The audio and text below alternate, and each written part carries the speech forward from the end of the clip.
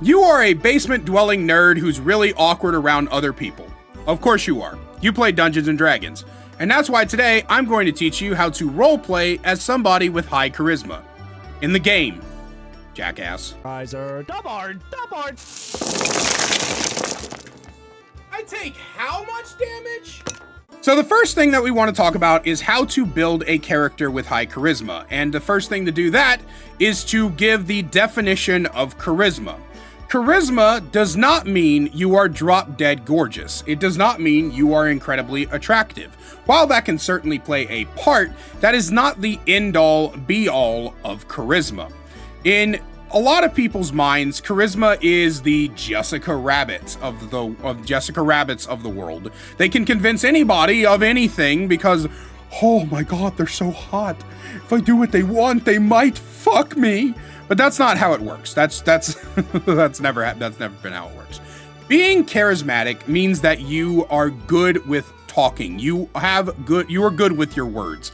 Attractiveness can play a factor, but just because a character has 20 charisma doesn't mean they have big bouncing badonking tits and luscious red lips and childbearing hips. That's not how that works. You can have an ugly person with high charisma. The ability to talk people into things is what makes somebody have good charisma, or at the very least, the ability to get people to like you, which I've been accused of having high charisma, but I mean, I think I'm just kind of funny, and that's it. In any case, today we're going to be breaking down how to roleplay the way that you do charisma, but like I said, I wanted to quickly go over the definition of it, so let's get into how you actually play this character. Step 1.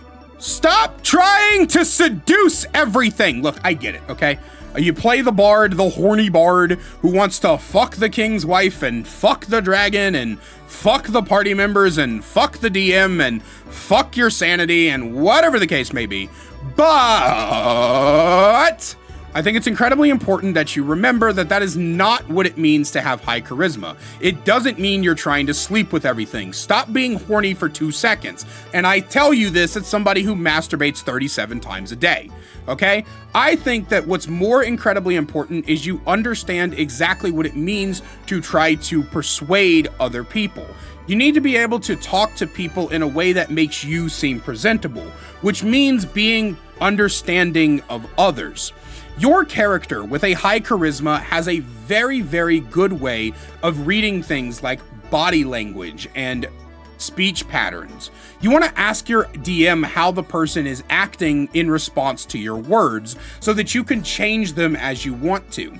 If you walk up to somebody and you're like, "Hello, my fine fellow," and they kind of shrink away from you, then you might bring your energy levels down and go, "I'm sorry, I just wanted to ask you a question instead." I call this the art of talking. Understanding how to read what's going on. In general and in real life, this is a lot simpler to do if you're not autistic like me, because you're able to actively see the person you're talking to. But in the world of Dungeons and Dragons, you're going to need a lot of direction from your dungeon master. And if your dungeon master isn't one of those guys that go, "Yeah, whatever," he tells you that you got to go left, right, left, down the street, up, around, do the Macarena, and then you'll find who you're looking for, right? If your DM actually wants you to convince people of shit, then you can play into that. If you're playing a character with high charisma, the one thing that I want you to learn how to do is how to actively put yourself in the position of somebody who's being talked to and someone who is trying to be convinced of something. If you're trying to convince the local merchant to give you and your party a bargain deal on those health potions that you desperately need, think about what you would want to hear as a merchant in a poor village who's struggling for money.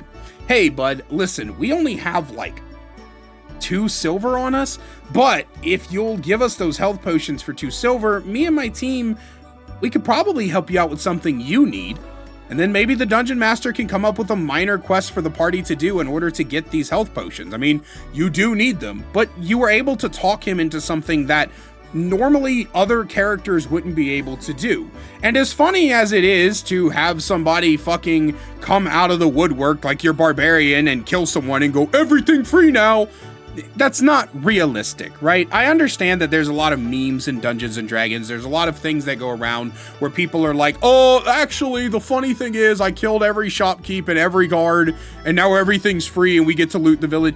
That's just not fun for anyone. It's not fun for everybody, for anyone involved, because at the end of the day, I think it's important to remember that you are playing a story. And no story is ever going to be interesting if the party just goes around killing everything.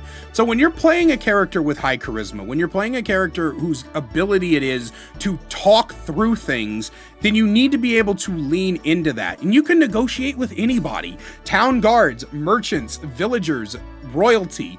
The entire point of you having high charisma is to talk your party into things they want to do and out of things they don't want to do. Stop pigeonholing yourself to either trying to fuck everything or trying to convince the king to give you his crown. Start learning how to try to manipulate the people around you as you are able to do with high charisma. And that's everything I have for you guys today. Sorry for like mostly short videos, but sometimes I just, can't yap for a very long time. So I hope you guys enjoyed the video today. Let me know what you think in the comments down below. And as always, a great big special thank you to everybody who watches this video. It really helps out a lot. I love you all so much, and I will see you in the next one.